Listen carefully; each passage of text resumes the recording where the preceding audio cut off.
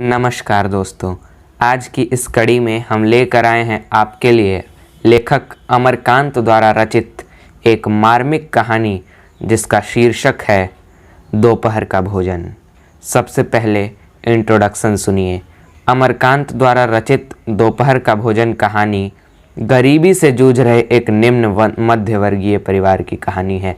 इस कहानी में समाज में व्याप्त गरीबी का चित्रण किया गया है। मुंशी जी के पूरे परिवार का संघर्ष भावी उम्मीदों पर टिका हुआ है।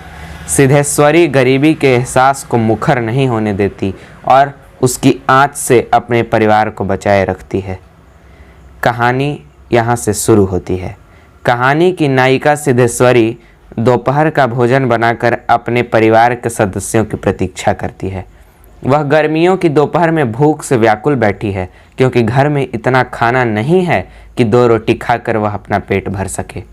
वह 1 लोटा पानी ही पीकर अपनी भूख मिटाने का प्रयास करती है। वहीं सामने उसका छोटा 6 साल का बेटा प्रमोद खाट पर सोया हुआ है जो कुपोषण का शिकार है।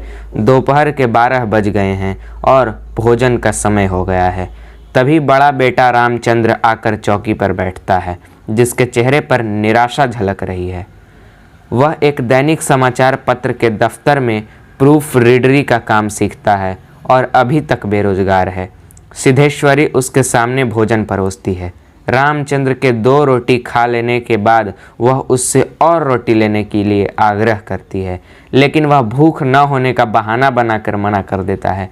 वह अपने छोटे भाई मोहन के विषय में पूछता है। सिद्धेश्वरी उससे झूठ बोलती है कि वह अपने मित्र के यहाँ पढ़ने गया है।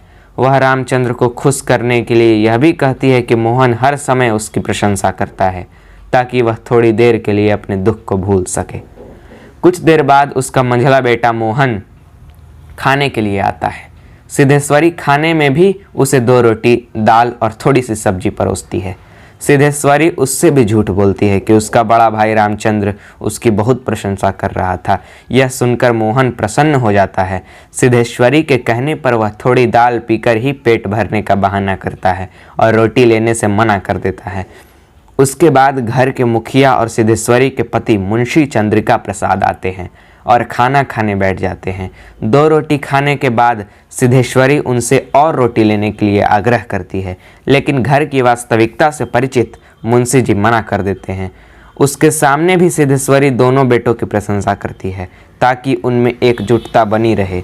सबके खाने के बाद सिद्धेश्वरी खाना खाने बैठती है जिसके हिस्से में केवल 1 रोटी आती है। तभी उसकी नज़र उसके छोटे बेटे प्रमोद पर पड़ती है जो सोया हुआ था।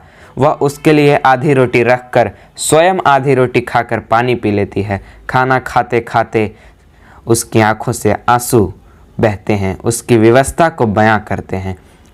पर्याप्त भोजन न होने के कारण भूख होते हुए भी वह भरपेट खाना नहीं खा पाती। इस प्रकार दोपहर का भोजन एक गरीब परिवार की व्यवस्था को बयान करती है। कहानी है जिसमें परिवार के सभी लोग अभावग्रस्त तथा संघर्षपूर्ण वातावरण में खुश रहने का प्रयास करते हैं। धन्यवाद। यहीं पे इस कहानी का अंत हो जाता है। अगर यह वीडियो पसंद आया, ऐसे ही वीडियो हमेशा चाहते हैं तो प्लीज़ हमारे इस चैनल को ज़रूर सब्सक्राइब कीजिएगा दोस्तों।